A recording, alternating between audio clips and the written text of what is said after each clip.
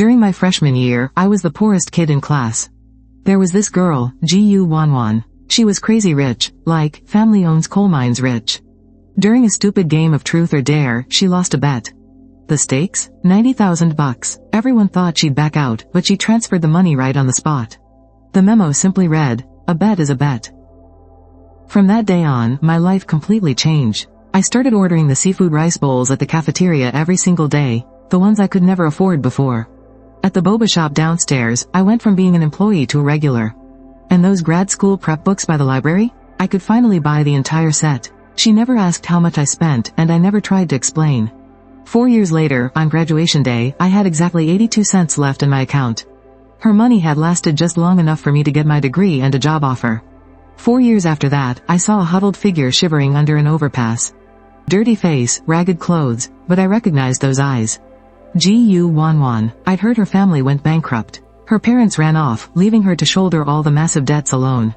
I crouched down and held out my hand. "Are you coming with me?" She froze, and tears instantly flooded her eyes. When my phone rang, I was stuffing my face on the 3rd floor of the cafeteria. Just a bowl of plain white rice and some free soup. The screen lit up with the name, Joe Hao. I swiped to answer, a grain of rice still stuck to my finger. "Chen Kai, where are you?" Joe Hao's voice was loud, drowned out by music and laughter in the background. "The cafeteria. Hurry up, we're at the Golden Brilliance KTV, room 302. It's Wanwan's birthday." I frowned. Gu Wanwan, the absolute richest girl in our class. What did her birthday have to do with me? "I think I'll pass. Cut the crap. Wanwan specifically asked for you, so get your ass over here." He hung up. I stared at my half-eaten bowl of rice, suddenly losing my appetite. Going meant spending money. If we split the bill, Tanet's share would easily hit 200 or 300. That was my living expenses for half a month.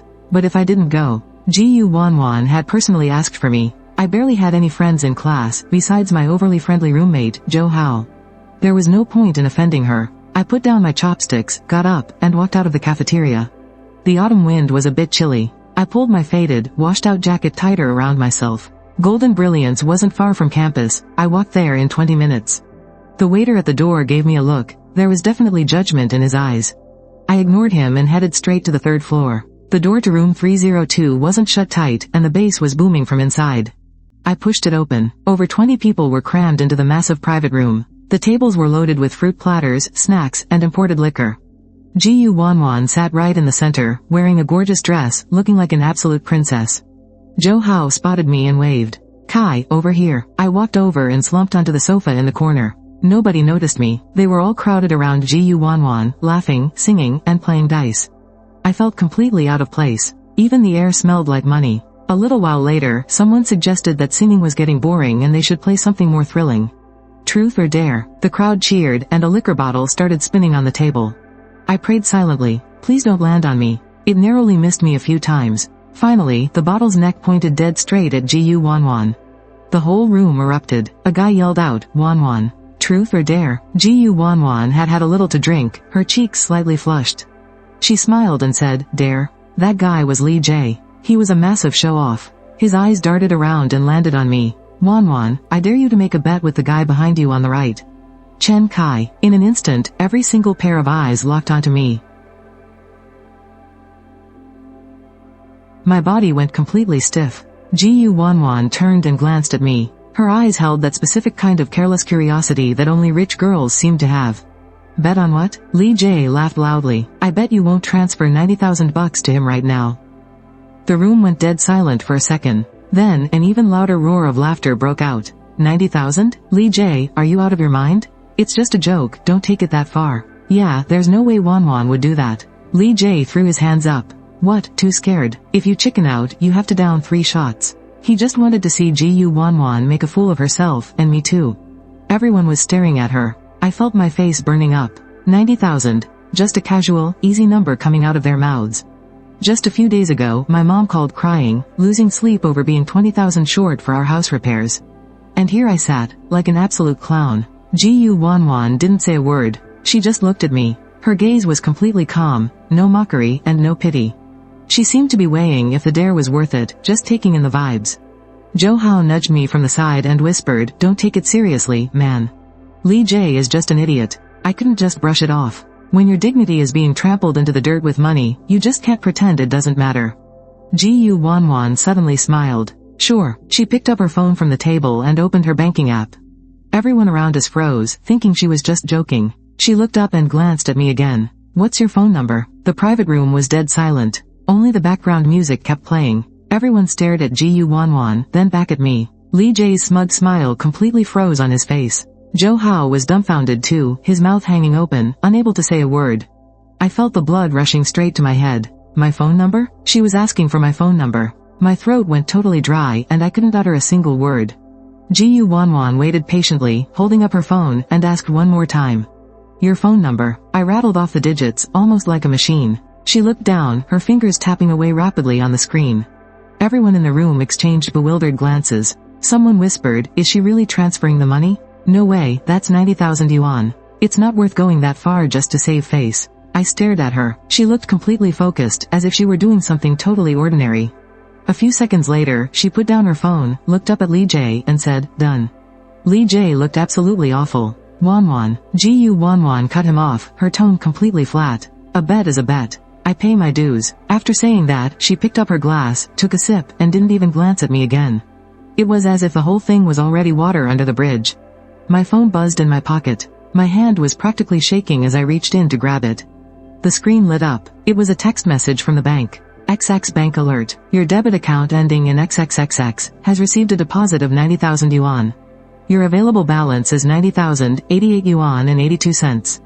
That long string of zeros stung my eyes. 88 yuan and 82 cents. That was all the money I had left to live on for the rest of the month. Plus 90,000, that made it 90,088 yuan and 82 cents. I shoved the phone back into my pocket, my palms dripping with cold sweat.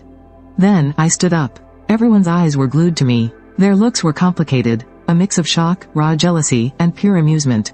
I didn't say a single word. I just turned around and headed straight for the door. Zhou Hao called out, Chen Kai, where are you going? I didn't look back. I walked right out of the fancy club. The freezing wind hit my face outside, making me shiver. My mind was a complete blank. I wandered the streets for a long time, having absolutely no idea where to go. I passed by a 24-hour convenience store. I walked in and stood staring at the shelves for what felt like ages. Finally, I grabbed a cup of the most expensive instant noodles they had, a sausage, and a spiced egg. The total came to 15 yuan. Before today, I would only ever dare to buy the cheap free yuan packet noodles. I carried my stuff and headed back to my dorm. The dorm was totally empty. Zhou Hao and the guys weren't back yet. I used the kettle to boil some water for my noodles. As the hot steam rose to my face, I finally felt like I was coming back to life.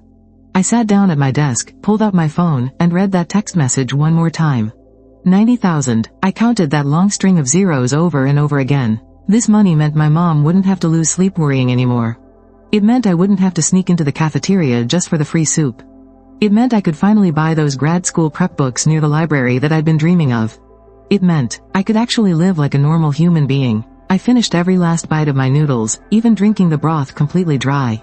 Then, I took out my notebook and a pen. My hands were still shaking a bit, but my eyes were completely focused.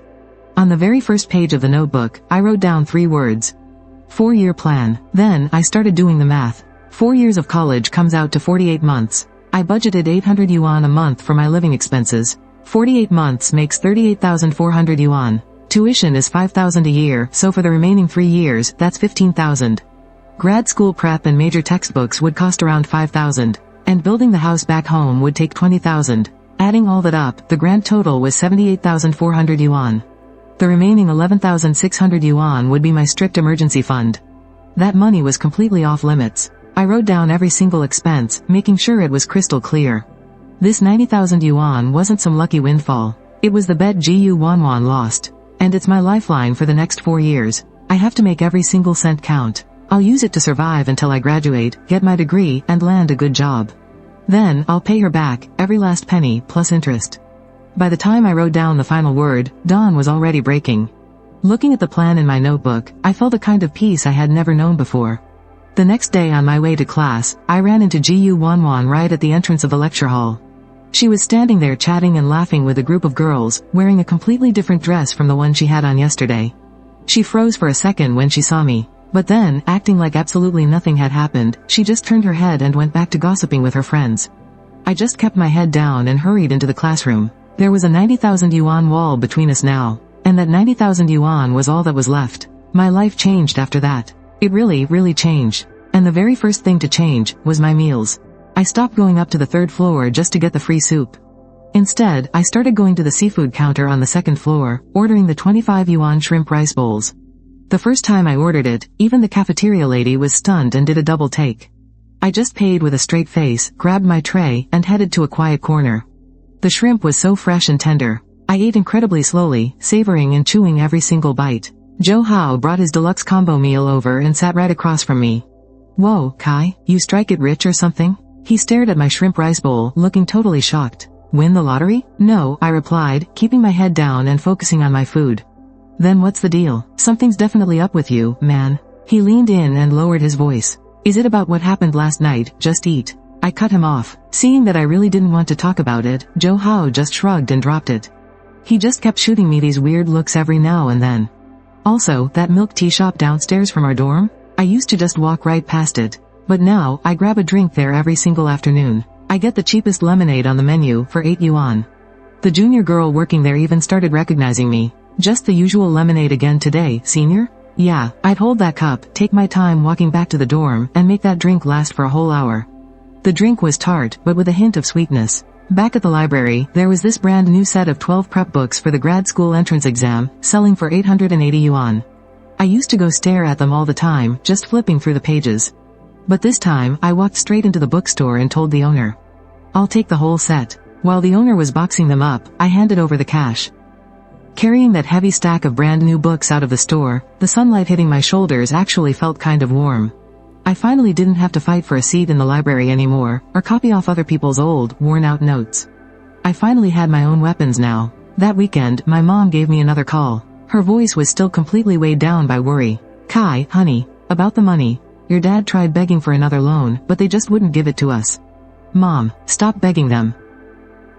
"But what else can we do? The foreman is breathing down our necks. I have the money." Dead silence on the other end of the line. After what felt like forever, my mom finally spoke up, her voice cracking with tears. "You have it, sweetheart? Where on earth did you get that kind of money? Please tell me you didn't do anything stupid out there." "I didn't." My voice was completely steady. "The school gave out some scholarships. Adding that to what I've already saved up, I have 20,000 yuan. "A scholarship? That much?" "Yeah, it's a national level one." I lied straight through my teeth without missing a single beat. Then what about you? How are you going to afford to live? I've got more than enough for myself. Just text me your card number and I'll head to the bank this afternoon. As soon as I hung up, I rushed straight to the bank and transferred the 20,000 yuan over to them. Walking out of that bank, even the sky somehow looked a little bluer. The very first debt in my notebook had officially been crossed out. I stopped going to my tutoring gigs, and I quit washing dishes in the cafeteria kitchen. I poured every single second of my time into studying, practically living in the library, grinding through self-study, and devouring those major textbooks that were as thick as literal bricks. Gu Wanwan and I were still in the same class, of course. During the big lectures, she always sat right at the front, while I stayed way in the back. But in the smaller seminars, we'd occasionally end up grouped together. She never said a single word to me, and I never went out of my way to talk to her, either. There was this one time we were doing group discussions and needed to pair up for a presentation. Next presentation group, Chen Kai and Gu Wanwan. There was this one time we had a group discussion and literally needed to pair up for a presentation. The teacher randomly assigned her and me to the same group. The rest of the team just looked at us with these awkward expressions. Ever since that night, the whole class knew. Gu Wanwan dropped 90,000 to sponsor the poorest guy in the class. Rumors of all kinds were flying around. Some said we were secretly dating. Others said she was my sugar mama. Gu Wanwan acted like she didn't hear a thing. She just looked at me, her voice strictly business. "Which part do you want to handle? I'll take the last 3 chapters." As soon as she said that, she turned away to talk with the others. We didn't say another word to each other the whole time. I did the research. I made the slides. The day before the presentation, I sent her the finished files. She only replied with 2 words. "Got it." The next day on stage, I presented my part, and she presented hers. We weren't exactly in sync, but nothing went wrong either. The professor gave us a pretty good grade. Walking off the stage, she took the lead, and I just followed behind her. Right before we hit the door, she suddenly stopped, looked back at me, and said, "Good job." That was the first thing she'd said to me since that night. Not a question, not a request. Just a flat, emotionless review. "It's nothing. Just doing my part," I replied. She nodded, turned around, and walked away. Her silhouette looked exactly like it did that night at the karaoke bar. Proud and distant, it was as if that 90,000 really was just a game to her. She didn't care, but I did. I went back to my dorm and opened my 4-year plan notebook. On the very first page, right next to Gu Wanwan's name, I wrote down, collaborated once. Then, I crossed it out, hard. It felt like a ritual, reminding me that there was absolutely nothing between us except money. In my second year of college, I won the national scholarship. Gu Wanwan, 8,000. I didn't touch a single dime of it. I deposited it straight into a separate bank account. It was unexpected income and the very first stepping stone for my repayment plan. I was still strictly sticking to my 4-year plan, living on exactly 800 a month. Not a penny more, not a penny less. I kept track of everything in a little notebook, down to the last dime. Bought a pen for $150, wrote it down. Ate a meal for $12, wrote it down. Paid $20 for class dues, wrote it down. Joe Howe told me I was living like a robot. Kai, do you really have to be like this? It's not like you're strapped for cash anymore. He stared at the ledger in my notebook, completely baffled. What are you even doing this for? Vibes. I couldn't explain it to him. Vibes. He just didn't get it. That 90,000 wasn't money to me, it was a noose around my neck. And Gu Wanwan was holding the other end. The only way I could ever breathe freely again was to tear that rope off myself, inch by inch. The second semester of my sophomore year, the university held a track and field meet. The men's 3,000 meters. Every class had a mandatory quota to fill. Bogia, the counselor, couldn't find anyone willing to run the 3,000, so Joe Howe just put my name down. Kai, you're always either running or holed up in the library. You've definitely got the stamina for it. Win some glory for our class. I didn't argue. Running didn't cost a dime, and it was a good workout anyway. The day of the race was scorching hot. I stood at the starting line in the cheapest gym shorts and a tank top. When the starting pistol fired, I just took off at my own pace. I didn't care about placing, I just wanted to finish the race. By the time I hit the final lap, I was completely drained. Sweat was blinding me, and my lungs felt like they were on fire. As I ran past the grandstand, I subconsciously glanced up. Gu Wanwan was sitting right there. She was with the other student council officers, all wearing their matching uniforms, and she had a sun hat on. She seemed to be chatting with the person next to her, a faint, breezy smile on her face. Under the bright sun, her fair skin practically glowed. She wasn't looking at the track. She wasn't looking at me. In her world, this boring track meet probably meant nothing compared to a casual chat with her friends. I looked away, gritted my teeth, and kept pushing forward. The second I crossed the finish line, my entire body gave out, and I just collapsed straight onto the ground. Joe Howe rushed over to help me up and handed me a bottle of water.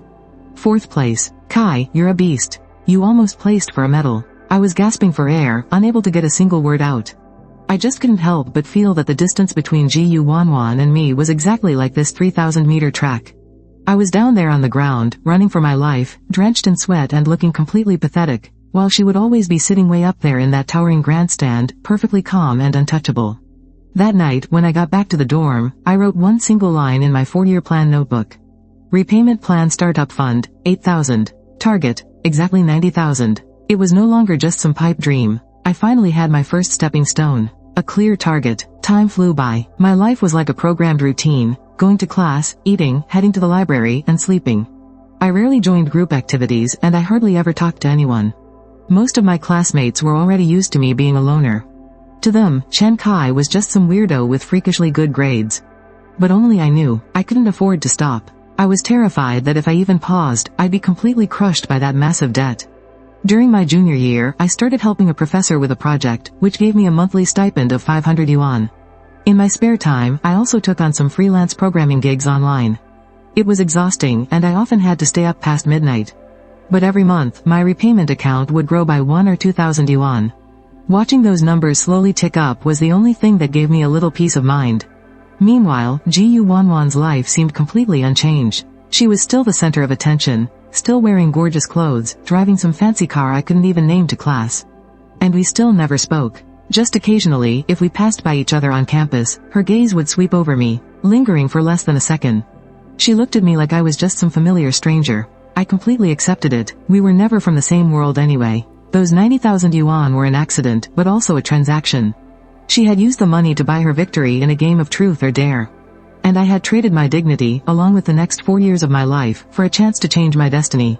The deal was still ongoing. I was working hard to be a worthy partner in that transaction. Before I knew it, senior year had arrived. With fewer classes, everyone started frantically preparing for their futures, studying for grad school, taking civil service exams, or hunting for jobs. The dorm hallways echoed every day with people making calls for interviews, mixed with the occasional sound of muffled crying. I was incredibly busy too. I had to finish my senior project while prepping for written tests and interviews at several major tech companies. My 4-year plan was finally nearing its end. Every single expense was clearly written down in my notebook. I had squeezed absolutely every drop of value out of those 90,000 yuan. I used it to arm my mind and to maintain my most basic sense of dignity. As for Ji Yuanwan, it seemed like she was planning to go abroad. I heard it from Zhou Hao. Her family had already arranged everything, an Ivy League school, then straight to Wall Street after graduation. A total winner in life, he said. Zhou Hao's voice was full of pure envy. I just nodded, not really feeling anything. After all, that was exactly how her life was supposed to go. Then, one ordinary afternoon, I was walking out of the library heading back to my dorm. As I passed by the campus lake, I spotted a familiar figure. It was Ji Yuanwan. She was sitting all alone on a bench by the water. No followers, no friends. She was just wearing a simple white dress, staring blankly out at the lake. The fading glow of the sunset washed over her, giving her a soft, golden outline. She didn't have that usual arrogant, unapproachable aura she always carried. Instead, she looked a little lonely, maybe even a little fragile. I stopped walking and hid in the shade of a tree not far away. I had no idea why she was sitting out there all by herself. Maybe she ran into trouble with her college applications, or maybe she just had a bad fight with her friends. A million guesses flashed through my mind, but I couldn't be sure of any of them. She just sat there in perfect silence, the breeze off the lake gently lifting her long hair. After a while, she pulled something out of her bag. It looked like a tiny music box. She wound it up, and a crisp, beautiful melody started to play. It was the theme from Castle in the Sky. She just cupped the music box in her hands, her head bowed, completely motionless. I couldn't quite see her expression, but I could feel this overwhelming wave of sadness washing over her. This was a Ji Yuanwan I had never, ever seen before. In my mind, she was always glamorous, like she could do absolutely anything. She was the girl who could carelessly toss around 90,000 yuan, and then coldly finish our transaction without blinking an eye.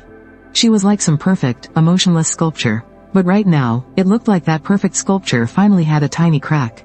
I suddenly remembered the look on her face back in freshman year, right after she transferred me the money and looked up, saying she accepted her loss. It was totally flat and cold, but deep down in her eyes, there seemed to be a sliver of something I just couldn't understand at the time. What exactly was it? I still had no idea. I stood there under the trees for a really long time. I waited until the sky turned completely dark and the streetlights around the lake finally flickered on. Ji Yuanwan finally packed up her music box, stood up, and slowly walked away. From start to finish, she never even noticed I was there. When I got back to my dorm, for the first time ever, I didn't open my ledger and I didn't check my repayment plan. I just sat at my desk, completely zoning out for ages. My mind was completely filled with the image of her sitting by the lake, and that haunting melody of Castle in the Sky. For the very first time, I realized that maybe Ji Yuanwan wasn't exactly who she pretended to be. Even living in that glamorous world of hers, she probably had her own struggles and loneliness. Sure, those 90,000 yuan might have meant absolutely nothing to her. But what did that crazy dare actually mean to her? What did accepting her loss really stand for? For the first time ever, I actually started to wonder about it. But I couldn't find an answer. There was an insurmountable world separating the two of us. The only thing I could do was finish our transaction as fast as possible, and then step completely out of her world for good. I booted up my laptop and started polishing my resume. The interview notices would be rolling in soon. I had to secure the absolute best offer. June 30th. The day of graduation was creeping closer and closer. As graduation day drew nearer, I finally secured an offer from one of the country's top tech companies. The salary package was so good, it totally blew past my expectations.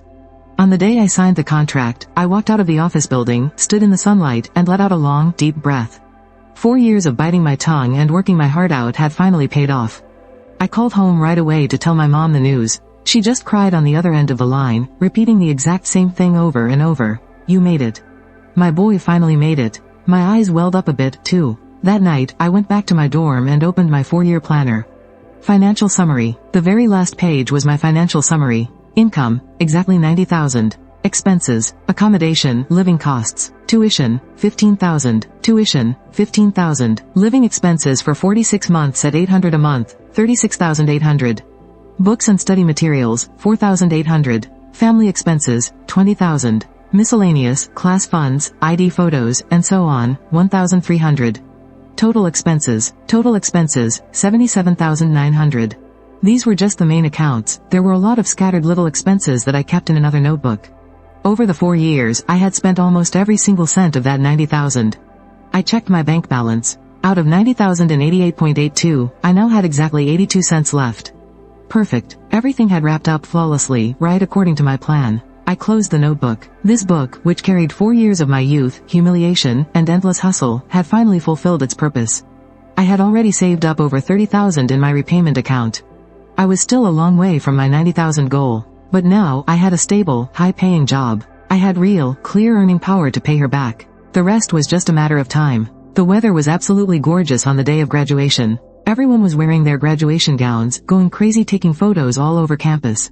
The air was filled with laughter, hugs, and goodbyes. I stood quietly outside the crowd, like a complete outsider. I didn't have many friends. The only guy the first was sort of close to, Joe Howe, had signed a job back in his hometown and was catching a train out that afternoon. I couldn't find Gu Wanwan. I hadn't seen her in the crowd all morning long. Maybe she didn't even show up. For someone like her, a graduation ceremony probably didn't mean much anyway. I couldn't really tell if I felt disappointed or relieved. I had been preparing for a long time, wanting to look her in the eye today and say, thank you. I also wanted to tell her that I would pay back every single cent. But I couldn't even find her. Just as I was about to leave, a voice called out from behind me. Chen Kai. I spun around. It was Gu Wanwan. She was wearing her graduation gown too, her long hair draped over her shoulders with light makeup. She looked incredibly beautiful. She stood alone quietly, a short distance away, just looking at me. Congratulations, she said. My own voice felt a little dry and hoarse. Did you get the offer? She asked. Yeah, I got it. That's good. She nodded, her face blank and unreadable. A heavy silence fell between us. People were rushing by all around us, loud and lively. But the two of us standing there felt like a separate, silent movie scene.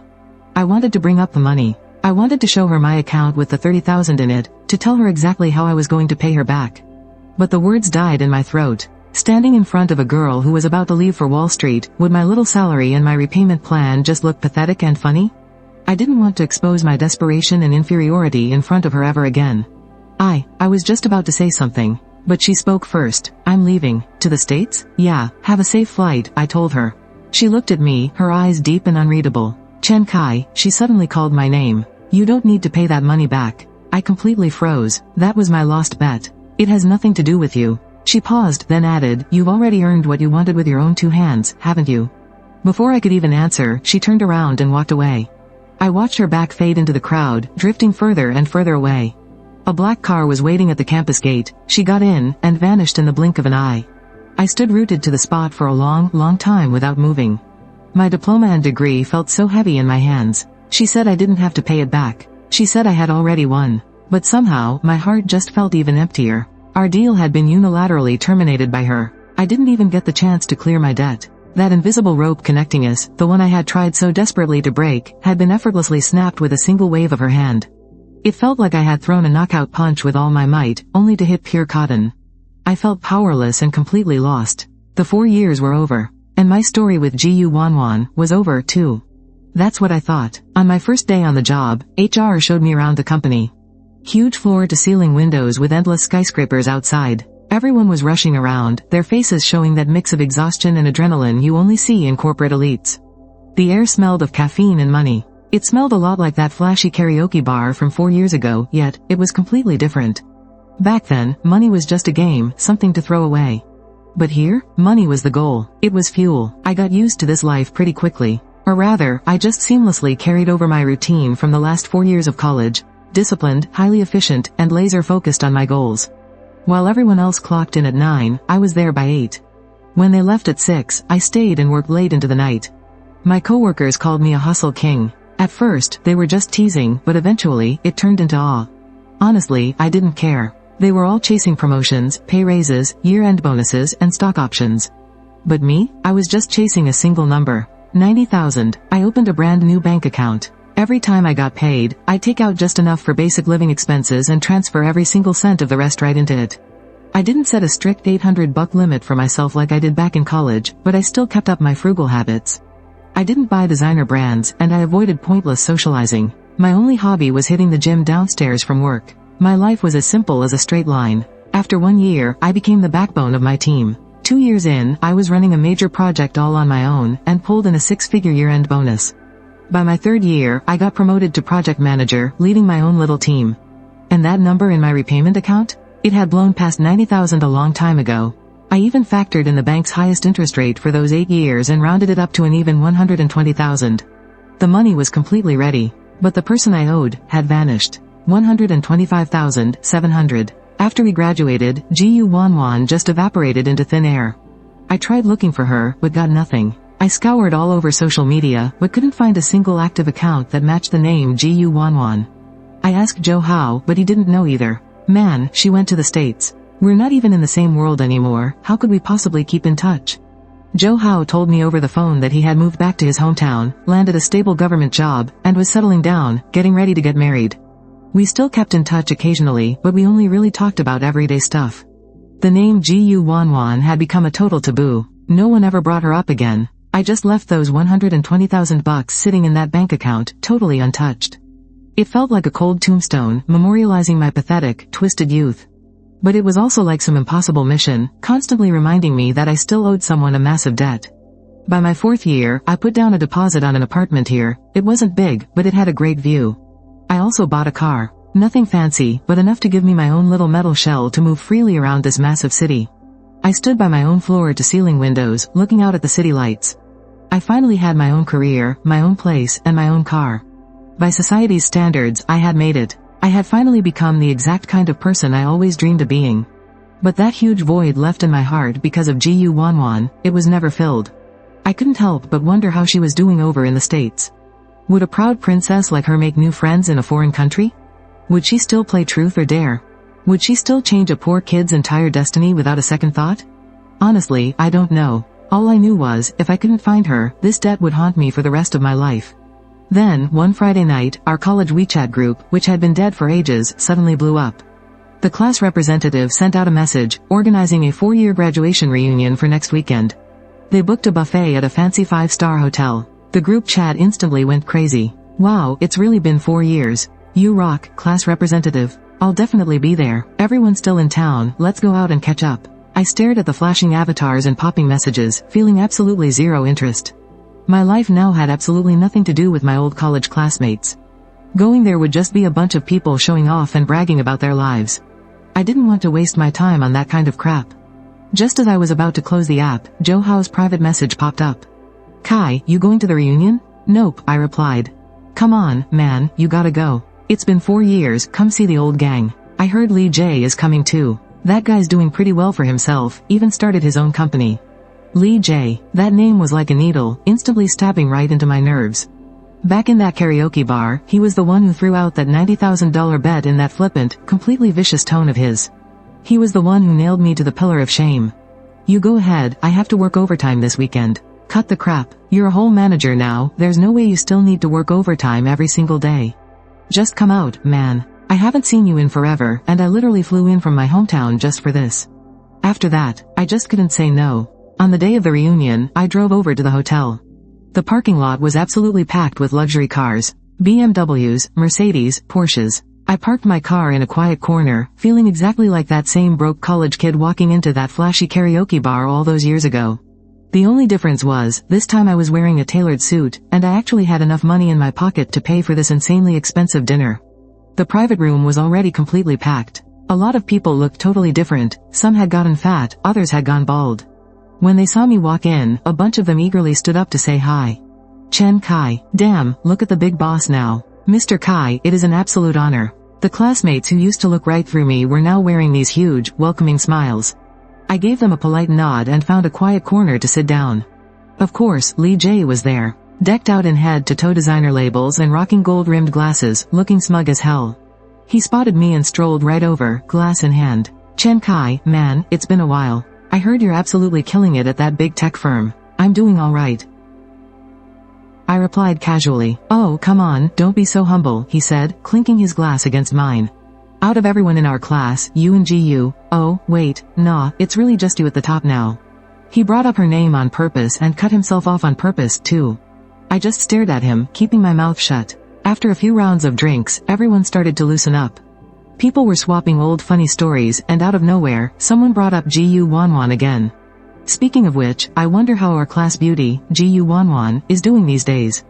Probably living it up as some big shot Wall Street elite in the States, right? The moment those words dropped, the whole room went dead silent. Everyone just exchanged these really awkward, weird looks. Lee Jae took a sip of his drink and let out a snarky laugh. A Wall Street elite? Yeah, right. Are you guys living in a fantasy world? One of the girls leaned in, burning with curiosity. Lee Jae, do you know some inside dirt or something? Lee Jae was absolutely eating up the attention. He cleared his throat and said, her family went totally bankrupt ages ago. Did you guys really not know? No way, are you serious? Everyone was in pure shock. Of course I'm serious, Lee Jae said, his voice dripping with this twisted sense of satisfaction. It was about 2 years ago. Her dad's investments tanked, he got totally scammed, the cash flow dried up, and he ended up drowning in massive debt. I heard it was hundreds of millions. Hundreds of millions? Someone sucked in a sharp breath. Then, what happened to Gu Wanwan?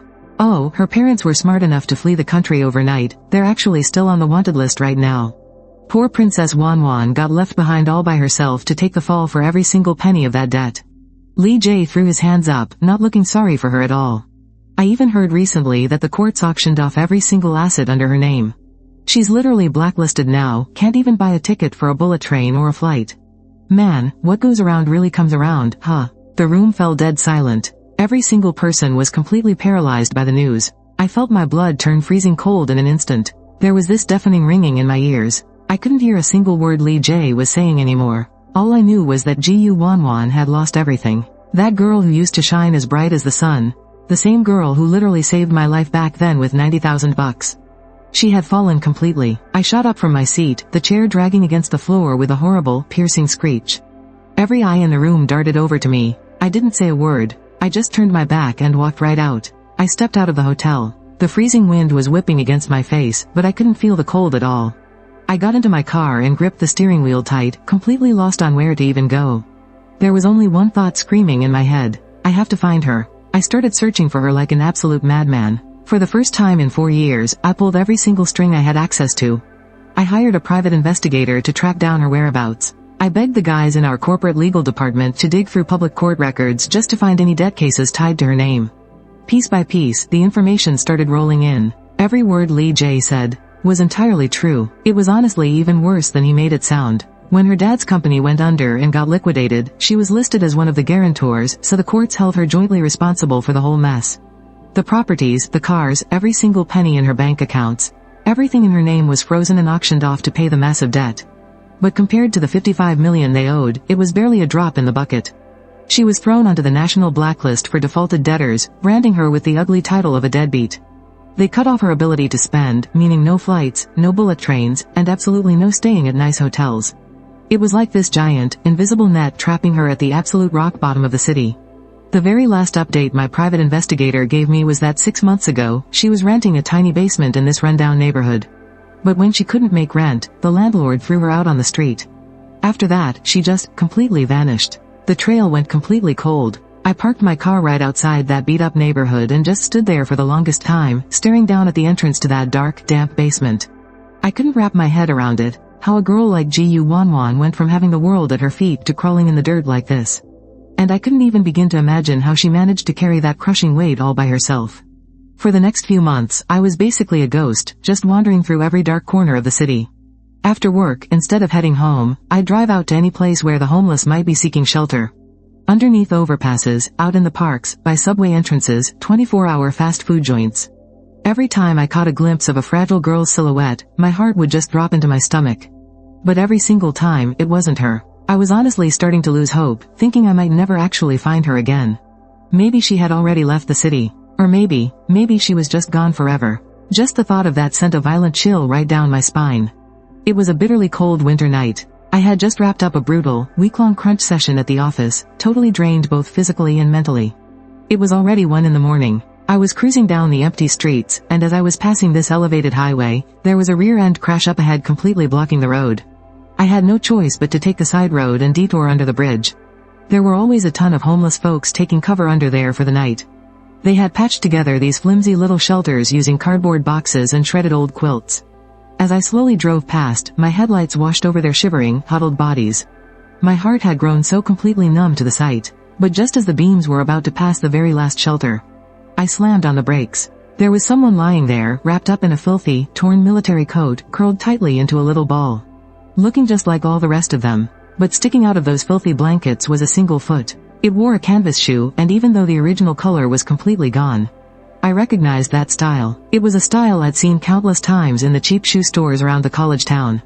Gu Wanwan, she would never wear shoes like that. Yet my heart started pounding wildly in my chest. I pulled the car over to the side of the road and killed the engine. I stepped out of the car, the freezing wind slicing against my face like a knife. Step by step, I walked toward that figure. Everything was dead silent. There was only the howling wind and the sound of my own heartbeat. I reached the makeshift shelter, and slowly crouched down. Under the dim yellow glow of a distant streetlight, I finally saw her face clearly. It was covered in grime, her hair tangled together like dead weeds. Her cheeks were so hollow she was almost unrecognizable, her lips cracked and peeling. But those familiar contours, the slight hint of stubbornness in her tightly shut eyes. It was her. It really was her. Gu Wanwan. My breath caught in my throat. It felt like a sledgehammer had slammed ruthlessly into my chest. The pain was so intense. I couldn't even speak. She seemed to sense someone there. Her body shifted, her eyelids fluttering as she struggled to open them just a crack. Those eyes, the ones that used to be so clear and bright, that once looked at me with a mix of curiosity and distance, were now filled with nothing but endless exhaustion and a hollow void.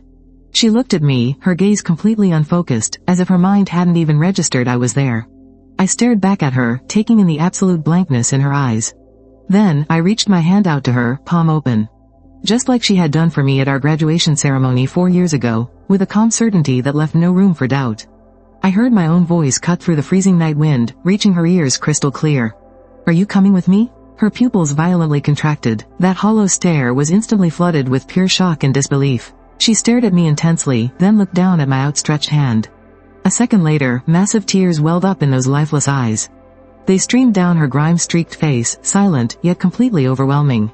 Her tears were like a massive, ancient glacier that had finally begun to melt, collapsing without a single sound. There was no wailing, no sobbing, just a quiet, steady stream that washed away the dirt on her face, leaving pale streaks behind. I didn't rush her. I didn't say a word. We just stayed like that, me crouching, her lying there, locked together in the biting cold wind beneath the city overpass. The entire world felt like it had been put on mute. All that remained was the distant friction of tires on the asphalt, and her desperate, silent tears, nearly swallowed by the wind. After what felt like an eternity, I stood up. I took off my expensive cashmere coat, bent over, and gently draped it over her frail body. The coat still held my body heat, lingering with the scent of my high-end, woody cologne. That warmth and fragrance stood in brutal contrast to the sour, damp stench clinging to her. Her body violently flinched, as if the coat had burned her, and her tears began to fall even harder. She tried to push the coat away, but she was far too weak. Her arm made it halfway up before dropping back down, completely powerless. I wasn't going to give her the chance to refuse. I crouched back down. With a firm, undeniable grip, I took hold of her freezing arm and pulled her up out of those filthy blankets. She was so light as a single feather. I was practically half carrying her, supporting her shaky, failing body. She stumbled along beside me, every single step an agonizing struggle. From the underpass to where I'd parked was only a few dozen meters, but the walk felt endless. I opened the car door and carefully settled her into the passenger seat. Curled up in the wide leather seat, she looked even more fragile and tiny. My coat swallowed her up, like a little kid playing dress-up in an adult's clothes. I shut her door, got into the driver's seat, and cranked the heater up to the max. As the hot air blasted out, she began to shiver uncontrollably, her teeth chattering loudly. It was a physical shock reaction, her body hitting sudden warmth after enduring extreme, prolonged cold. I didn't ask her where she wanted to go. I didn't ask her what the hell had happened over the last few years. I just smoothly started the car and merged into the traffic. She didn't say a single word, just turned her head to stare at the neon lights blurring past the window. Those brilliant city lights reflected in her hollow eyes, but they didn't spark a single trace of emotion. She was like a puppet whose soul had been completely ripped away, utterly indifferent to this glamorous world that used to be hers. We pulled into the underground parking garage of my apartment building. I killed the engine, stepped out, and walked around to open her door. "We're here." She didn't move. She just stayed frozen in that exact same position, staring out the window. I waited patiently. After a long, quiet moment, she finally, slowly turned her head to look at me. Her eyes were completely clouded with confusion and deep uncertainty. I reached my hand out to her, exactly like I had back under the bridge. This time, she hesitated for a second, before gently placing her freezing, dirt-caked hand, covered in tiny, rough cuts, right into my palm. I gripped her hand tightly and helped her out of the car. When we stepped into the elevator, the polished, mirrored walls perfectly reflected our two figures. One wearing a sharp, tailored suit, standing tall, the absolute picture of the city's corporate elite. The other in tattered rags, painfully emaciated, looking like a refugee who had wandered in from a completely different world. It was absurd, yet it was real. I pressed my thumb to the scanner and opened my front door. Warm, bright light spilled out into the hallway. My apartment wasn't huge, but I kept it absolutely spotless. Minimalist Nordic design, everything perfectly in its place. Gu Wanwan just stood in the doorway, too terrified to step inside. She looked down at the unrecognizable canvas shoes on her feet, and then at the pristine hardwood floor. Subconsciously, she pulled her foot back. "Come in," I said gently. I pulled a brand new pair of slippers from the shoe cabinet and placed them right in front of her. She hesitated before slipping them on, moving stiffly as she followed me into the living room. I pointed toward the bathroom. "Go take a hot shower. The water's already heated. There are clean towels in the cabinet and some clothes to change into." I didn't own any women's clothing, so I dug through my closet and pulled out a brand new, unworn set of pure cotton sweats. Obedient as a robot, she quietly walked into the bathroom. A moment later, the heavy splash of running water echoed through the door. I walked over to the kitchen and pulled open the fridge. It was packed full of imported groceries, milk, steak, and fresh fruits and vegetables. But I didn't know what to do for her. Her stomach probably couldn't handle anything right now. Finally, I scooped a small bowl of rice from the bin, washed it clean, and put it in a clay pot, simmering it over low heat into a plain white porridge.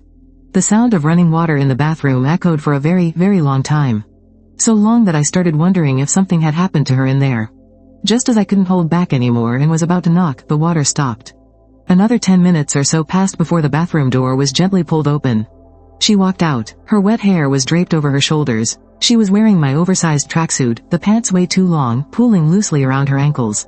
She looked completely washed clean, revealing her true appearance. She was pale, but it was a sickly, bloodless pallor. So incredibly thin, her cheekbones jutting out sharply, her eyes deeply sunken, and her chin frighteningly sharp. On that once proud and stunning face, nothing remained but sheer exhaustion and a profound sense of brokenness. She didn't dare look at me, keeping her head down, her hands anxiously clutching the hem of her shirt. I ladled the cooked porridge into a bowl, placed it on the dining table, and pushed it gently toward her. "Eat something." My voice was very calm. She lifted her head, looking at the steaming bowl of pure white porridge, and then looked back at me. Those eyes, just warmed by the hot water, filled with tears once again.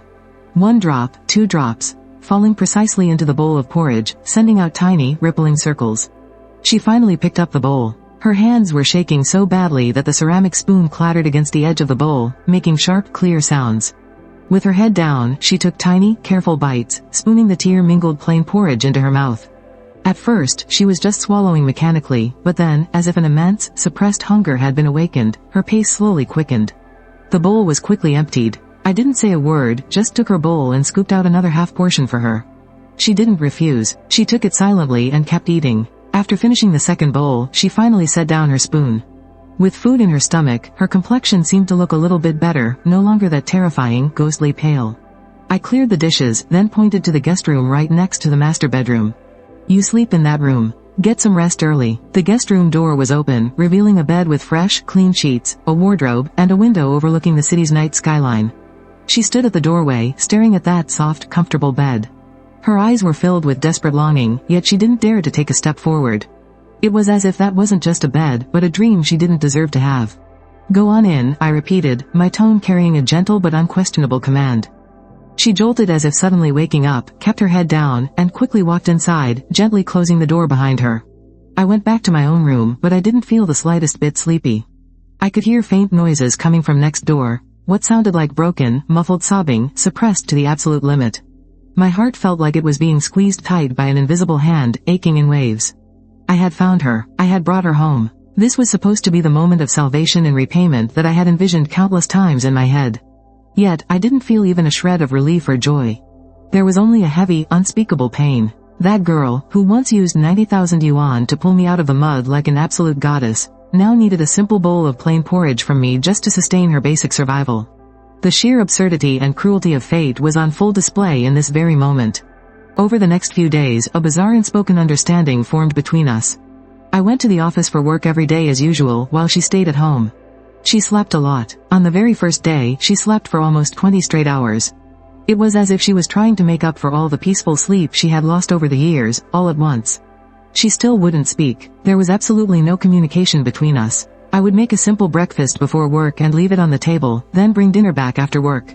I bought her a new phone and got her a new SIM card. I bought her a lot of new clothes.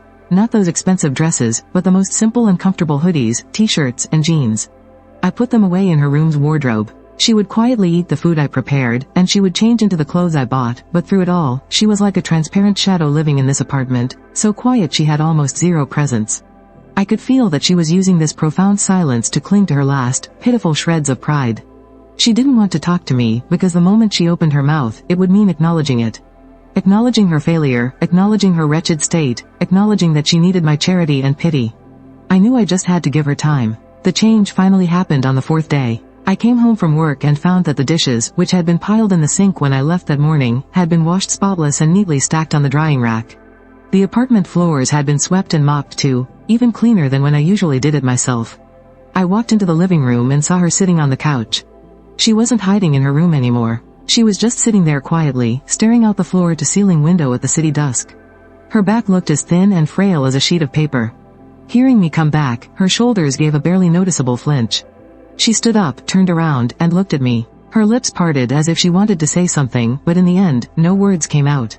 She lowered her head, getting ready to retreat back to her room. Wait. She stopped in her tracks, her back still facing me. You don't need to do all this. Her body went completely rigid. It took a long time before she finally turned around, looking me dead in the eyes for the very first time. A wildly complicated mix of emotions was surging in her eyes. There was gratitude, humiliation, a fierce struggle, and a hint of sheer resolve that I couldn't quite decipher. And then, she finally spoke. It was the very first sentence she had said to me since coming back to this home. Her voice was incredibly hoarse and dry, sounding like two rough pieces of sandpaper scraping together. I can't just live here for free. Her voice was tiny, but it hit like a sharp nail, driving ruthlessly into my heart. Even after everything she had been through, she still cared about this. She was still that fiercely proud Gu Wanwan. I stared at her, feeling a chaotic knot of mixed emotions in my chest. I walked into the study, reached into the deepest drawer of my bookcase, and pulled out a notebook. An ordinary, everyday notebook with a slightly frayed cover. I went back to the living room, walked right up to her, opened the notebook, and handed it to her. She looked down in confusion. The moment her eyes landed on the first page, her pupils shrank violently. Those 3 words were, 4-year plan. Below, written in my neat, elegant handwriting, was a detailed plan for every single cent of that 90,000. Tuition, living expenses, books, materials, and the money I sent back home.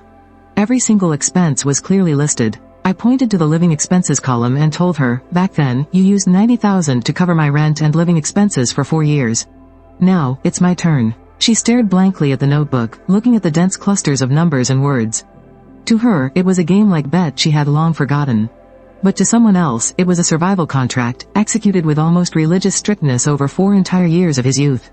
Her fingers began to tremble uncontrollably. She reached out, wanting to touch those familiar words on the paper, but she didn't dare. In those eyes that had been dead and hollow for the past few days, something finally shattered completely. That 4-year plan was like a key, finally prying open the floodgates of her long-sealed emotions. She could no longer maintain that fragile, easily broken calmness. Covering her face, she slowly squatted down, her shoulders heaving violently. The cries she had suppressed for far too long finally leaked through her fingers.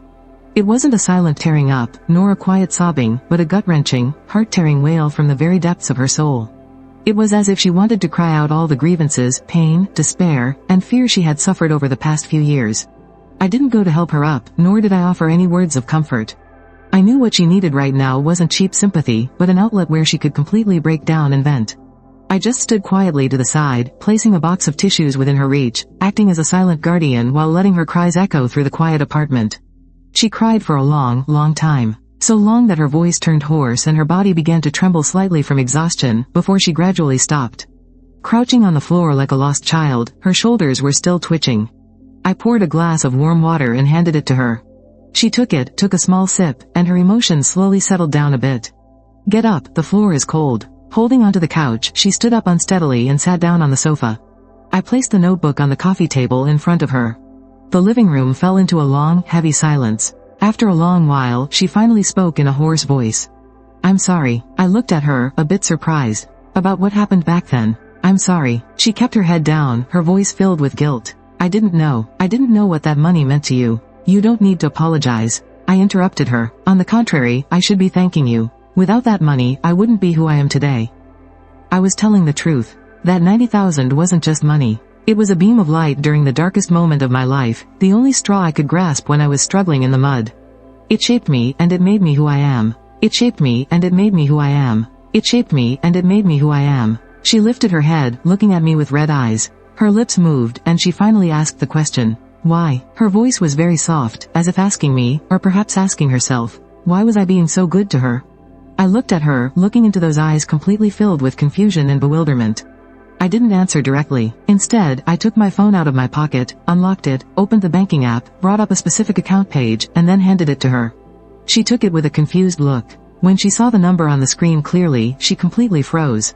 The account balance showed 120,000.00 yuan. What is this? She asked, looking at me in absolute disbelief. This is your money, I said. The 90,000 principal, plus the interest calculated at the highest wealth management rate over the past 8 years. I had it ready a long time ago, but I just couldn't find you. Gu Wanwan stared intensely at that string of numbers on the phone screen. This 120,000 was a mere drop in the bucket compared to the massive debt her family once owed. But she knew the meaning of this money had long surpassed its actual value. It was my obsession for the past 8 years. It was the beacon that never went out while I walked alone in the dark. It was the dignity of a man that I fought with everything I had to earn back. Moreover, it was my way of proving to her that our relationship wasn't just about giving and receiving charity. Rather, it was an equal exchange. She finally understood. She understood why I sought her out, why I brought her home, and why I was taking care of her like this. This wasn't sympathy, it wasn't pity, and it certainly wasn't some condescending charity. This was repaying a debt. It was a solemn handover ceremony that was 4 years late. She handed the phone back to me and covered her face with both hands. This time, she didn't cry. But her body kept trembling uncontrollably. I looked at her, and at this moment, an empty spot in my heart that had been hollow for a long time seemed to be filled by something. I walked over and sat down beside her. This time, I didn't keep my distance. I reached out and gently placed my hand on her trembling shoulder. Gu Wanwan, it's all in the past now. She lowered her hands and looked up at me, her face covered in tear stains. Under the dim yellow light, her eyes were no longer hollow and numb. It was as if starlight was flickering inside them, slowly reigniting a hope for life, bit by bit. She looked at me, looking for a long, long time. Then, the corners of her mouth slowly curled up into a small arc. It was an incredibly fragile, yet incredibly precious smile. Like the first touch of new green struggling out of the frozen soil after a long, harsh winter. I knew that the 8-year-long transaction between us, regarding money and dignity, had finally and truly come to an end at this very moment. And a new story was just beginning. The next morning, when I woke up, the sky was already bright. This was the first time I had slept until I naturally woke up since moving into this apartment. Stepping out of the bedroom, I was surprised to find that Gu Wanwan was already up. She wasn't curled up on the sofa like she had been for the past few days. Instead, she was standing in front of that huge floor-to-ceiling window. The morning light pierced through the glass, tracing a hazy golden halo around her silhouette. She was wearing my oversized tracksuit, holding a warm mug of water, quietly watching the city wake up outside the window.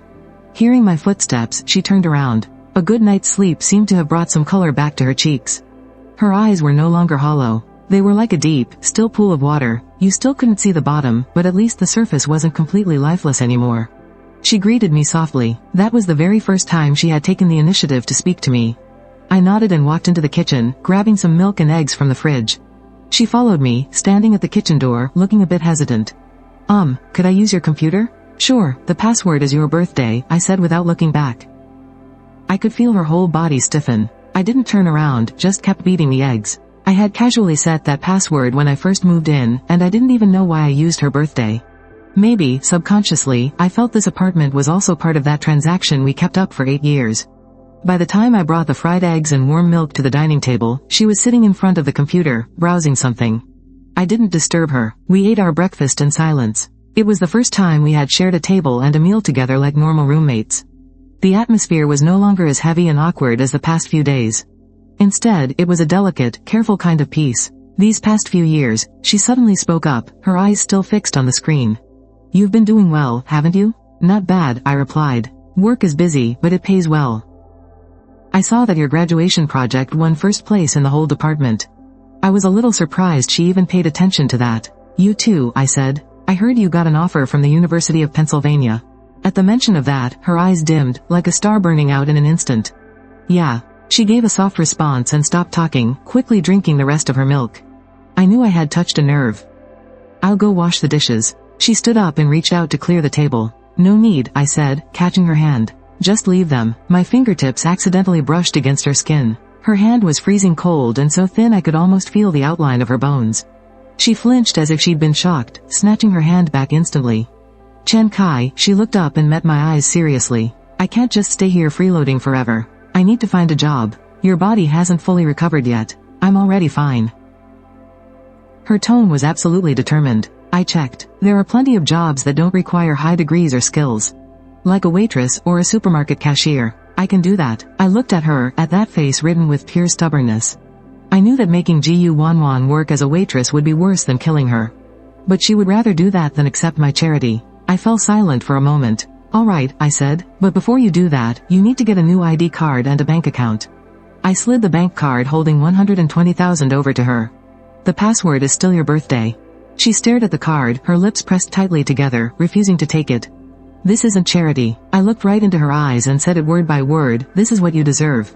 It's the return on your investment in me from back then. Use it to start your new life. This is the very last part of our deal. Our deal. That word was the unspoken understanding between us. It gave her an acceptable excuse to take my help, and it gave me a perfectly justified reason to take care of her. She finally reached out and picked up the card. Her fingers were still trembling slightly. Over the weekend, I went with her to the police station to replace her ID. She looked really nervous when it was time to take the photo. It was probably because she hadn't faced a camera in so long.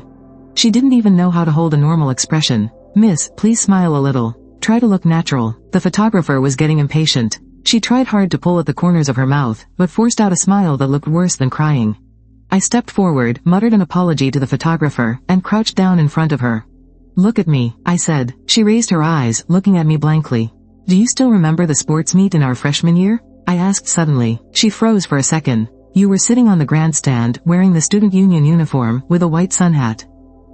I described the scene I had memorized for so long. The sun was really bright that day. You kept chatting with the people next to you, smiling so happily. My voice was calm, like I was telling a story that had nothing to do with her. But her eyes slowly began to change. The blankness faded away, welling up with a layer of tears. Can you give me that exact same smile, just one more time? I asked softly. She looked at me, and kept looking for a long time. Then she closed her eyes and took a deep breath. When she opened them again, she faced the camera and slowly revealed a soft, gentle smile. That smile held sadness, relief, and a tiny hint of that old Gu Wanwan pride that even she herself hadn't noticed. With a click, the image was captured. After finishing with her ID, we headed to the bank. The process was way more complicated than I expected. When the bank teller typed her name into the system, a bright red warning box immediately popped up on the screen. Blacklisted defaulter. The teller's face instantly dropped, and she looked at us with a mix of suspicion and disgust. I'm sorry, ma'am, her tone turned strictly business. According to regulations, we cannot open a new debit card account for you. All the bank accounts under your name have been frozen. Gu Wanwan's face instantly turned deathly pale. She stood there like a criminal sentenced in public, enduring the subtle, strange looks from the people around her. I could feel her whole body shaking. I stepped forward and shielded her behind me, blocking out those unkind stares. Thank you, we got it. I pulled her out of the bank. The sunlight outside was glaring, but she couldn't feel even a trace of warmth. It's no use, Chen Kai. She leaned against the wall, her voice heavy with endless despair. I'm just a blacklisted deadbeat. I don't even have the right to own a bank card. I'll never find a job. No company would ever hire an employee who can't even get a payroll card. There's just no place for me in this society anymore. She hugged her knees and slowly crouched down, burying her face deep in her arms. The fragile hope she had managed to build up over the past few days was completely shattered by cruel reality. Looking at her defeated silhouette, my heart ached like it was being pierced by needles. But I knew that right now, any words of comfort would be completely useless. I pulled out my phone and called a senior from my college days. He's now a partner at a top-tier law firm. Hey, senior, it's me, Chen Kai. I've got a legal question I need your advice on. It's about being on the defaulters blacklist. If someone wants to get their name removed, what's the exact process? I spoke loudly on purpose, making sure Gu Wanwan, who was huddled on the ground, could hear every single word. Her shoulders stopped trembling. She slowly raised her head, staring at me in absolute disbelief. I didn't look back at her. I just focused entirely on what the guy on the phone was explaining, nodding and throwing in a question every now and then. Right, the main debt comes from a joint guarantee liability linked to a corporate bankruptcy. Exactly, the person involved never hid or transferred any assets. Okay, I got it. So you're saying, as long as we can reach a settlement agreement with the primary creditors and pay off a portion of the debt, we can actually petition the court to lift the blacklist status, right? Perfect. Thanks a lot, senior. I owe you a dinner sometime. I hung up the phone, crouched down right in front of her, and looked her dead in the eye. You heard all that, right? I told you, things aren't nearly as hopeless as you think. This isn't a dead end. It's just a slightly annoying procedural issue. I'll help you find the absolute best lawyer. We'll track down every single creditor, negotiate with them, and set up a solid repayment plan. The money you owe, we'll pay it back together. I looked deep into her eyes, my voice leaving absolutely no room for doubt. You are not in this alone. Her tears completely overflowed once again. But this time, those tears weren't just born of despair. Hiring a lawyer, organizing the debts, contacting the creditors. A whole series of complicated and tedious legal procedures were officially set into motion. I pulled every string and used every resource I had built up over the past few years. My senior from law school recommended a highly professional and efficient team that specialized entirely in debt disputes. Gu Wanwan laid out absolutely everything she knew to the lawyers. The massive mess her father's company left behind was way more complicated than I had imagined. It involved several banks and dozens of private creditors. The total debt was an absolute astronomical number. But just like the lawyer said, as long as you're still alive and actually willing to fix the problem, there's always a way out. They started reaching out to the biggest creditor banks, discussing the possibility of debt restructuring and reaching a settlement. It was going to be a long, grueling process that couldn't be fixed overnight. But hey, at least we had taken the first step. Knowing that real professionals were handling this massive mess, the giant boulder crushing Gu Wanwan's chest finally seemed to lift a little. Her mental state got visibly better day by day. She stopped locking herself in her room all day long. When I got home from work, I'd occasionally catch her sitting on the couch, watching online public lectures on her tablet.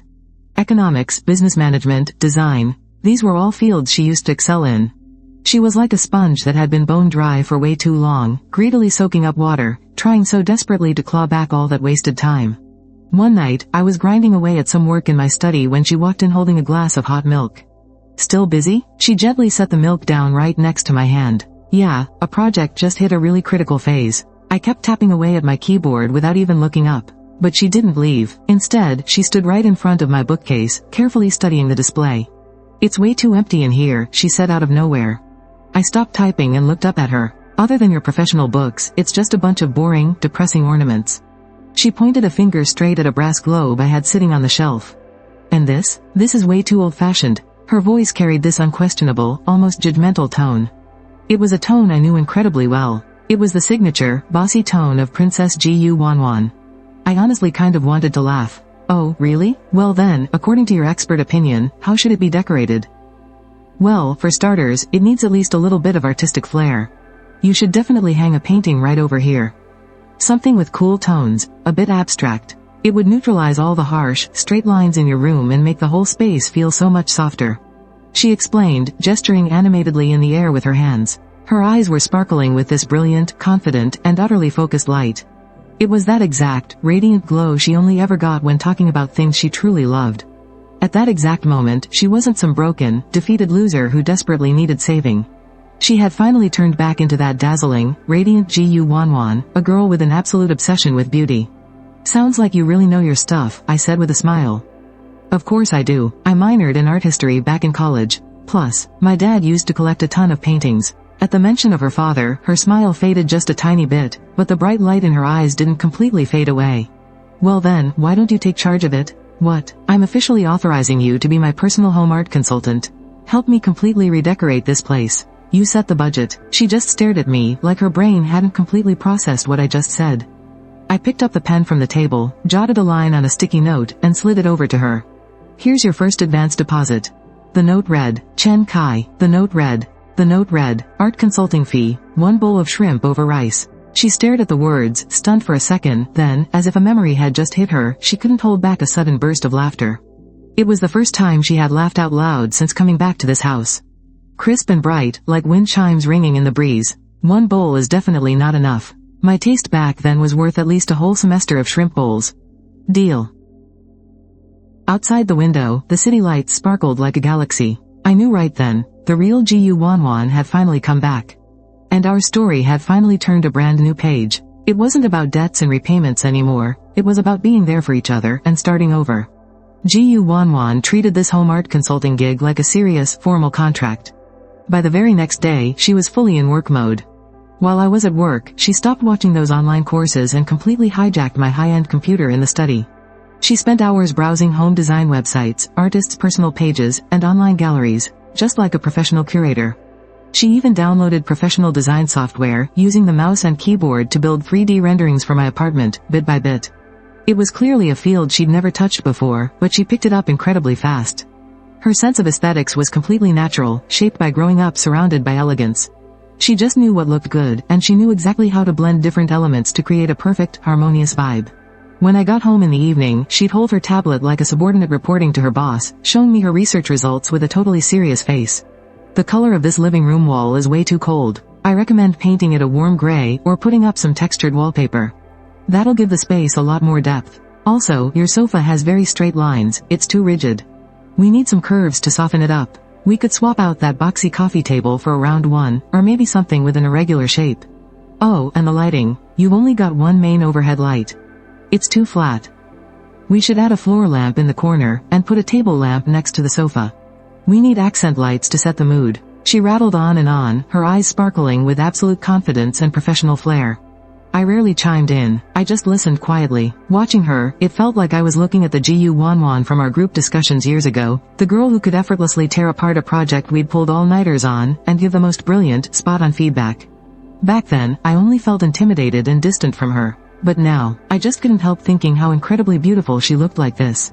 You're absolutely right. Once she finished, I summed it up. So, when do we go shopping? She blinked, clearly caught off guard that I'd bought into her entire plan so easily. What about the budget? You make the call. You're the consultant. She bit her lower lip, scrolled on her tablet for a bit, and then flashed a number at me. It was a number that wouldn't even cover the cost of the jacket I was wearing. That's way too low. No, it's not. She fired right back, her voice completely firm. We don't need to blow money on flashy luxury brands. Beautiful doesn't always mean expensive. I know about this creative pop-up market that only opens on weekends. A ton of indie designers and local artists sell their stuff there. We should go check it out. I bet we can hunt down some really cool pieces. Her eyes were shining, brimming with pure excitement. That was the very first time I'd ever seen that thrifty, bargain hunting thrill on her face. It was such a massive contrast to the girl she used to be, yet somehow, it suited her perfectly. On Saturday, I drove her out to that creative market on the far outskirts of the city. It was set up inside an abandoned old factory, giving off this amazing gritty, artistic, industrial vibe. The place was packed with young people and all sorts of quirky, bizarre little stalls. In Gu Wanwan, she took to it like a fish to water. She grabbed my arm, dragging me from stall to stall, and she had the most fascinating, unique take on absolutely everything we saw. Oh, look at this. A candle holder made out of concrete. The shape is so funky, and it's only $30. And this tapestry, it's hand-woven. The colors are so bold, I just know it would look amazing on your wall. And, oh, wow, this painting. She stopped dead in her tracks in front of a stall selling abstract art, her eyes totally lighting up. The way this artist uses color, it feels like Matisse, but the brushwork is so much freer. Excuse me, how much is this one? The stall owner was a young art student, and he gave us a really honest, fair price. Gu Wanwan glanced back at me. Her eyes were asking for permission, but they were absolutely burning with desire. I just gave her a nod. She paid him in a heartbeat, then carefully rolled up the small canvas. We spent the entire afternoon just getting lost in that market. She bought a ton of stuff. Vases, candle holders, the tapestry, a few weird little sculptures, and of course, that painting. Nothing she bought was expensive, but when you pictured it all together, her brilliant, unique taste really shined through. I just trailed behind her, carrying her bags and footing the bill like a totally devoted assistant. The afternoon sun was spilling through the massive factory windows, casting this beautiful, scattered glow all over her. She was hugging that painting tight, haggling with a vendor over $10, laughing with her eyes crinkling up in pure joy. Watching her profile right then, it suddenly hit me. Every ounce of sweat, all the grinding I'd done over the last 8 years. It felt like it was all just for this exact moment. It was also that, even after surviving the brutal storms of her life, she could still laugh from the bottom of her heart over something this simple, this beautiful. On the drive back, she sat in the passenger seat clutching her pile of loot, looking as smug and satisfied as a cat that just stole a fish. Chen Kai, thank you. Thank me for what? For actually trusting my taste, she said softly. I just smiled and kept driving. The second we got home, she couldn't wait to dive right into her grand makeover project. She hopped up on a stool and hung that abstract painting right on the study wall. The cool tones of the canvas instantly broke up the heavy, dull feeling in the room. She placed that concrete candle holder right on my nightstand, and she laid out that beautifully hand-woven tapestry right over the freezing wooden floor. Slowly but surely, every single corner of my apartment was being stamped with her signature style. That night, I walked into the study and just stared at the painting on the wall, standing there in silence for a long, long time. This freezing, empty apartment that I'd lived in by myself for so long, today, it finally started to feel a little bit like a home. Meanwhile, the legal team was making progress way faster than we'd ever expected. After several grueling rounds of negotiations, they finally managed to reach a preliminary debt settlement with her biggest creditor, a state-owned bank. The bank agreed that if Gu Wanwan could repay 20% of the principal within the deadline, they would petition the court to temporarily remove her from the defaulters list, giving her back her basic civil rights. This was undoubtedly a massive breakthrough. 20%. But that 20% was still an astronomical number, more than enough to crush any ordinary person. The lawyer placed a thick stack of documents on the coffee table in front of us, looking dead serious. Mr. Chen, Miss Gu, this is the absolute best deal we could fight for. The bank has given us 3 months to raise the funds. If we miss the deadline, all our hard work goes right down the drain. Gu Wanwan stared at the settlement agreement, her face draining of color all over again. The tiny spark of hope that had just ignited was already flickering under the crushing weight of reality. After seeing the lawyer out, the apartment fell into a dead silence. She finally spoke, her voice dry and hoarse. I'll go sell all those paintings and collectibles. My dad used to stash some things overseas, too. If I can just find them, it's not enough. I cut her off, my tone calm but absolute. Even if you sell everything, it's just a drop in the bucket. Her shoulders slumped. The tiny bit of strength she had just gathered was drained away in an instant. Seeing the pure despair on her face, I went into the study, grabbed my laptop, and slid it open across the table toward her. On the screen was the interface of a stock trading platform, right next to a detailed report of my personal assets. Stocks, mutual funds, wealth management accounts, angel investments in a few startups. Over the years, aside from working like crazy, I had poured every single second of my free time into the capital market. With the same obsessive, razor-sharp precision I used to budget those $90,000 back in college, I had calculated every single penny I earned. I was no longer just some engineer who only knew how to write code. The wealth I had accumulated over the years was far beyond anything she could have imagined. Gu Wanwan stared at the dizzying rows of numbers and portfolios on the screen, too stunned to even speak. These are more than enough to cover the first settlement payment, with plenty left over. I snapped the laptop shut and looked her dead in the eyes. I told you a long time ago, the money you owe, we pay it back together. And that wasn't just empty talk. But, this is your money, Chen Kai. I can't take your money. I've already ruined my own life. I absolutely cannot drag you down with me. You're not dragging me down, Gu Wanwan. This is a business transaction. Did you forget? I'm investing in your company. I'm helping you clear your debts and weather this storm. And once your company is back on track, I'll be claiming a 51% stake. That's totally fair, isn't it? She froze. Invest. Company. Shares? She looked at me, staring at my completely deadpan, unjoking expression. And then, it hit her. He was using this excuse to protect her fragile, pitiful sense of pride. He was always like this. Wrapping the softest, warmest kindness inside the coldest, most ruthless business logic. But I don't have anything left. Her voice was shaking violently. I don't even have a company anymore. I have absolutely nothing. You will. I looked at her, my tone as unwavering as if I were stating a proven fact. You can register a brand new company. Call it Wanwan Design, or literally any name you want. You'll be the founder and the sole artist, and I'll be your very first investor. Without any warning, the tears spilled down her cheeks again. But this time, she didn't make a sound. She just stared blankly at me. After a long, quiet moment, she gave a firm, heavy nod. Okay, a single word, carrying the weight of the world. From that day on, the atmosphere in the apartment shifted in a subtle way. We were no longer just a landlord and an art consultant, we had become startup partners. She finally stopped drowning in her past failures, and started putting together a business plan for our new company. She researched the market, analyzed competitors, and even started reaching out to some of her old contacts in the art world. That cutthroat, decisive aura of a true business elite was slowly returning to her, piece by piece. Meanwhile, I took charge of all the nasty financial and legal headaches. I liquidated the vast majority of my stocks, pulling all my funds together to inject into our joint venture.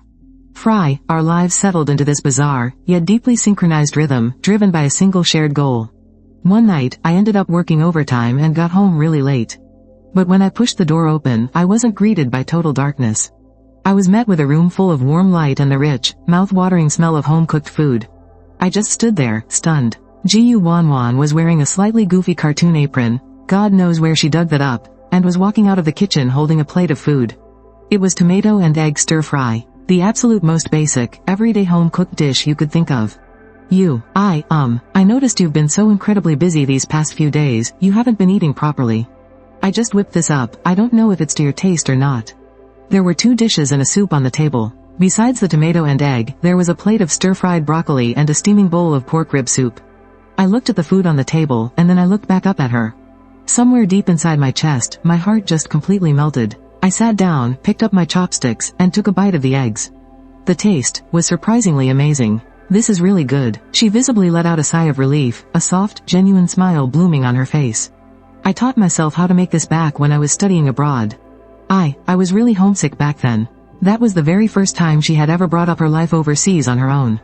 I just kept eating, listening quietly. She shared all these little bits and pieces. She talked about what it was like being in a totally foreign country, stepping into a supermarket for the very first time, cooking her very first meal, and crying herself to sleep the first time the homesickness hit her. She spoke so calmly, as if she were telling a story about someone else entirely. But in my mind, I could vividly picture it, a sheltered little princess who had never lifted a finger in her life, suddenly forced to face the harsh, lonely reality of surviving all on her own. We ate that meal in total silence, yet it felt incredibly warm. Afterward, she stubbornly insisted on doing the dishes. I didn't argue with her. I just leaned against the kitchen door frame, watching her from behind as she rolled up her sleeves and busied herself at the sink. Bathed in the warm light, her profile looked so soft, and absolutely beautiful. All of a sudden, I felt like the debt and the business just didn't matter anymore. I just wanted days like this to last a little bit longer, and then a little bit longer. Life was like a well-oiled machine, finally starting to run smoothly with both of us working together. During the day, I handled the company projects and our shared financial crisis. And at night, I'd come home to a warm light and a hot dinner waiting for me. Jiyu Wanwan threw herself completely into her new career. She registered a company, built her own website, and even started posting her thoughts on home aesthetics and some of her design work on a few art platforms. Her talent was undeniable, and she quickly attracted a small following. Even though she hadn't landed any real commercial gigs yet, she was busy and fulfilled every single day. Our relationship fell into this really comfortable groove, too. We were roommates sharing an apartment, business partners fighting side by side. But sometimes, in a daze, it felt like we were a couple who had been married for years. Over the weekend, the fridge was completely empty. Let's make a grocery run, yeah? She waved a shopping list at me. I nodded and grabbed the car keys. It was our first time going grocery shopping together, just like a normal couple. The store was packed, bustling with that warm, everyday vibe of life. Jiyu Wanwan pushed the cart, carefully comparing items on the shelves. She'd switch to a different brand of yogurt just to save a few cents, but then she'd turn around and buy a totally impractical bag of pasta just because the packaging was cute. I followed behind her, watching her bounce between being super frugal and playfully childish. She was just so full of life. But right as we were lining up to check out, a hesitant voice called out from next to us. "Is that Chen Kai?" I turned around to see a stylishly dressed woman staring at me, looking completely shocked. It took me a solid minute to dig her name out from the depths of my memory. It was Lin Feifei, a classmate from college. She actually used to be Jiyu Wanwan's dorm mate. "Oh, hey." I gave her a polite nod. Lin Feifei's gaze drifted right past me and landed on Jiyu Wanwan. The second she recognized her face, that surprise instantly morphed into absolute shock, mixed with a nasty, unconcealed glimmer of malicious glee. Jiyu Wanwan? She pitched her voice up, drawing stares from the people around us.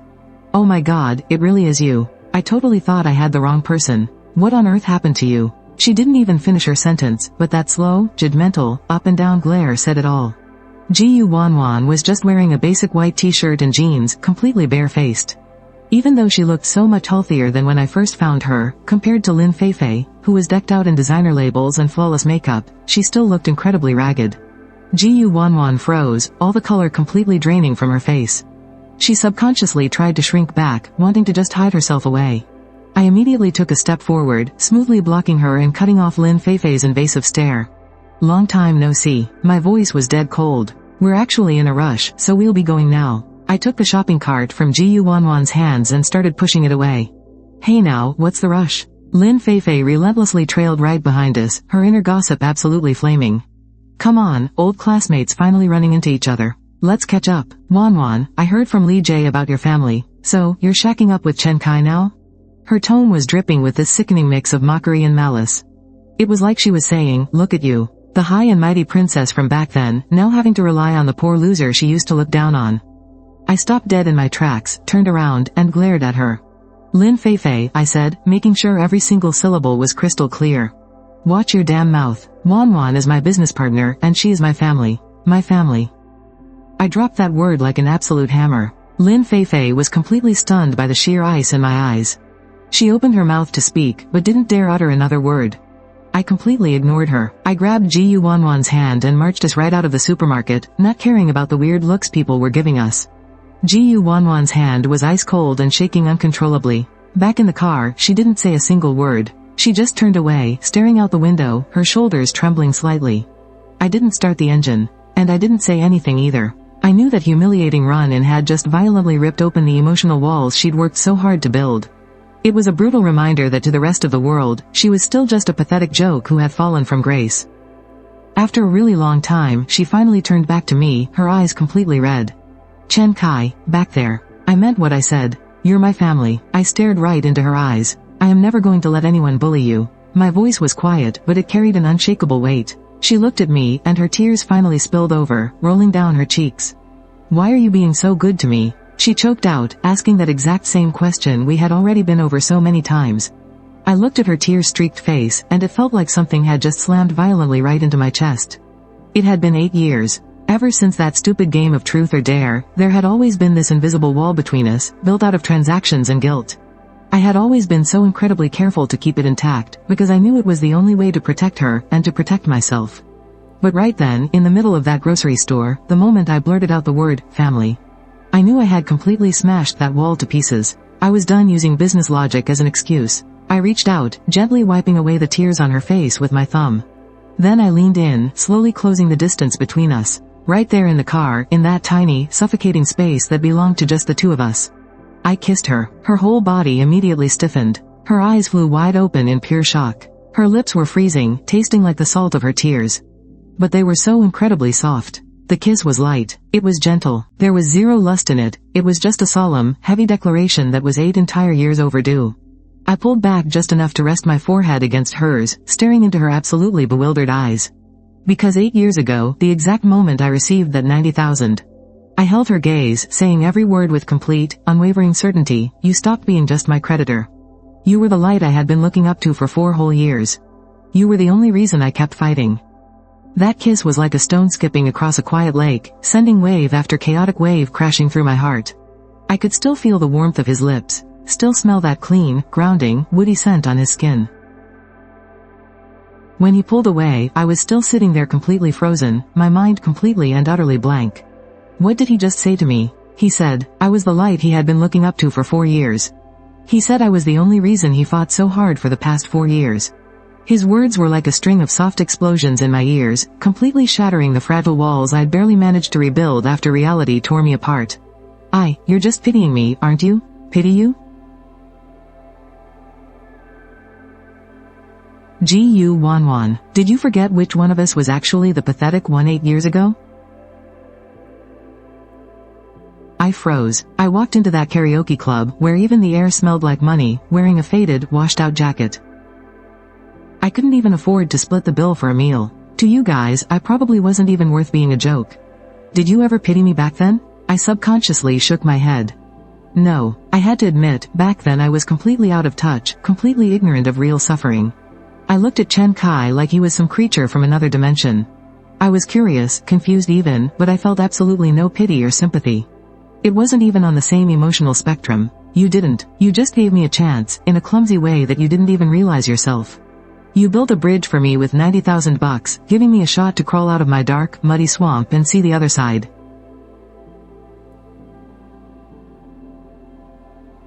Since that day, you were standing at the end of that bridge. And I ran on it as hard as I could every single day, never daring to stop. Whenever I looked up, I could see you. You were my whole direction. I never thought there would come a day when I could actually walk right up beside you. I just thought, when I finally reached the finish line, I'd at least have the right to stand in front of you, look you in the eye, and pay back what I owed you, with dignity.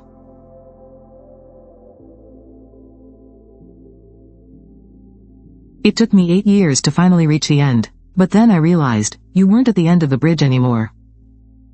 You had fallen. You fell into a swamp even deeper than mine was back then. So this time, it's my turn to build a bridge for you.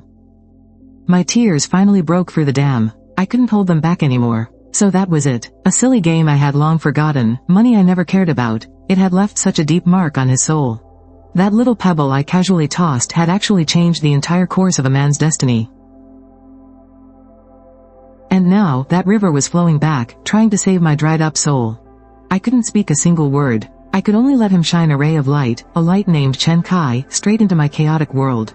I don't even know how we got home. I just remember that when he started the car, he naturally reached over and held my freezing hand that was resting on my lap. His palm was so broad, so warm, and so strong. He didn't say a word the whole way, just held onto me tight with an undeniable grip. Back at the apartment, he helped me put the groceries in the fridge, then walked into the kitchen to make dinner like he always did. I stood in the living room, watching his tall, steady back as he moved around the kitchen. It made me feel so incredibly safe. This quiet, poor student I had left far behind in the past, without me even noticing, had grown into a towering tree that could shield me from the wind and rain. Eat up. I sat down and picked up my chopsticks, but I didn't take a bite.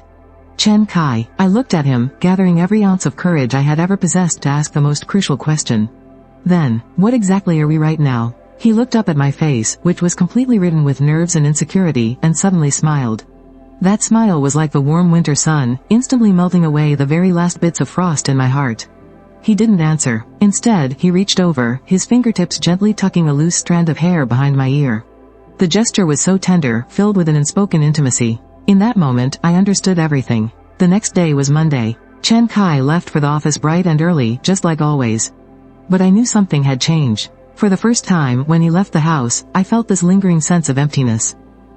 I walked over to his bedroom. The door was open. Inside was his usual style, minimalist and cold. Everything was arranged in perfect order, just like his personality, disciplined and restrained. On the bed were the pajamas he'd just changed out of, still carrying his lingering body heat and scent.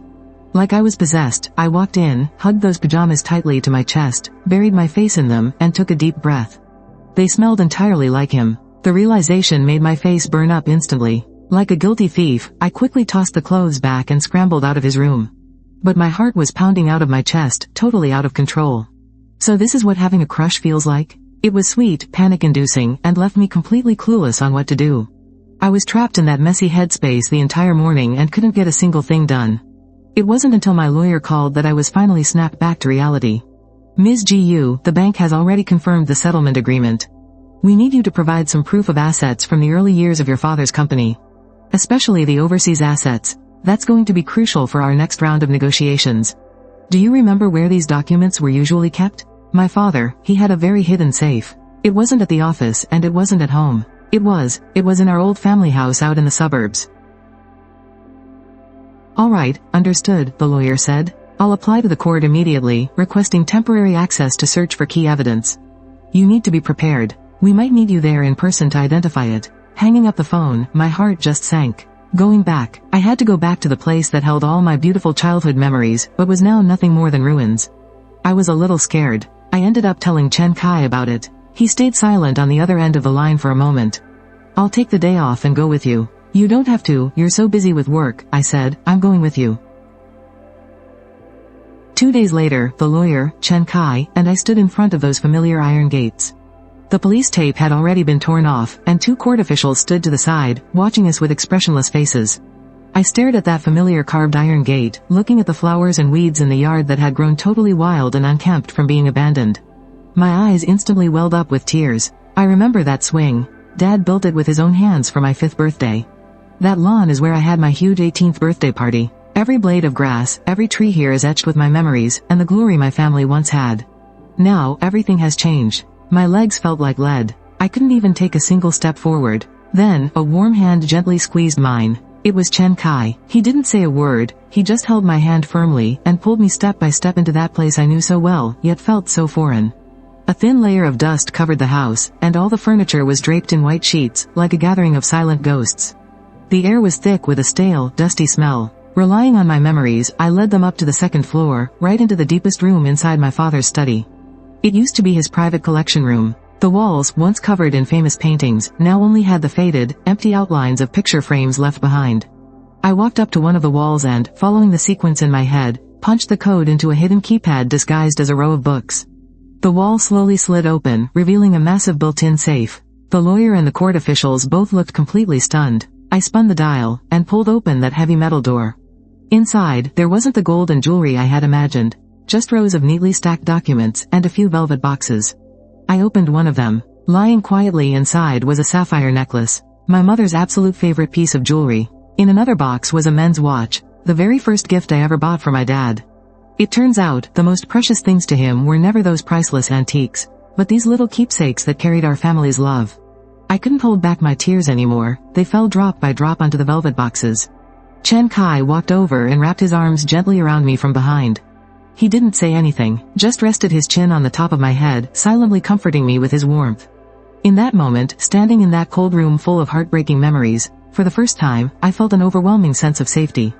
Ms. Gu, this is a massive breakthrough. With these documents, we have way more leverage to negotiate with the bank. This proves your father wasn't maliciously hiding assets. He set up a perfectly legal financial firewall for his family way before the company went under. Legally speaking, this puts us right in the driver's seat. It was, without a doubt, the first ray of light at the end of a very dark tunnel. We were still a long way from solving everything, but at least we finally had some hope. As we were leaving the old estate, I looked back at the house, looking so lonely under the setting sun. But somehow, the heavy sadness in my chest felt a little bit lighter. Maybe the best way to say goodbye to the past isn't to just forget it, but to bravely pack up what matters most, and keep moving forward. And right now, I already had someone by my side to walk that path with me.